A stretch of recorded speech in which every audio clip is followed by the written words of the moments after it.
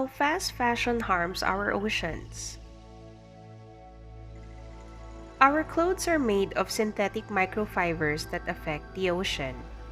These synthetic microfibers can be found in places you wouldn't expect. They exist in the polar ice cap. They also exist in the Mariana Trench. The Mariana Trench is the deepest trench in the whole world. Our washing machines release these microfibers into the ocean. People have been worrying about single-use plastics. Restaurants no longer use plastic straws and bottles. Lawmakers worldwide are banning their use. Plastic bags float in the sea and entangle wildlife. However, synthetic microfibers are just as dangerous. They are small pieces of nylon, polyester, and acrylic. Because they're so small, they cannot be seen by the naked eye.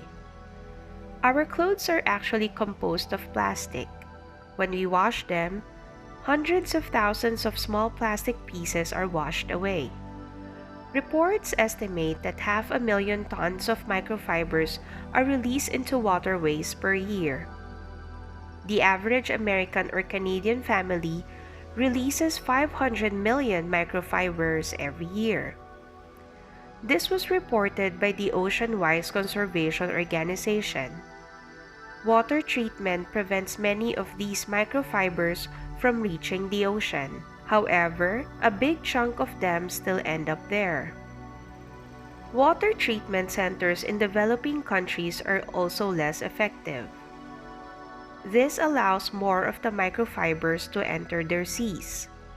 Marine biologists say that microfibers are less harmful to the oceans than big plastic bags. However, they don't have enough evidence to really prove this. Microorganisms that eat the microfibers are then eaten by bigger species. The evidence of affected microorganisms disappears quickly. Scientists have been researching on how society could reduce the micropollution in our seas. Many have suggested washing clothes less often. You could also lower the temperature at which you do your laundry. Anything above 30 degrees Celsius breaks down the fabric faster. Liquid detergent is also a better option than powder. Powder detergent scrubs the fabric. Scientists also suggest not using a dryer. Minimalism should also be pursued. First-time washing send more microfibers into the ocean, but fewer clothes to prevent this. Eco-friendly outfits nowadays address at least one problematic step of the fashion process. This process involves clothing manufacturing, treatment plants, and the washing itself. Several brands pride themselves in making clothes not prone to microplastics. Some people have also resorted to wearing only natural fibers. However, even cotton is a problem. Cotton needs large amounts of water to grow.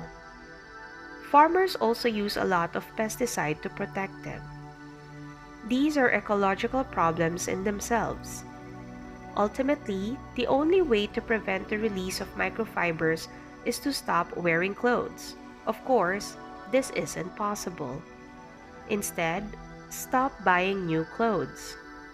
The problem of fast fashion exists everywhere. Until the mid-20th century, fashion designers worked in seasons.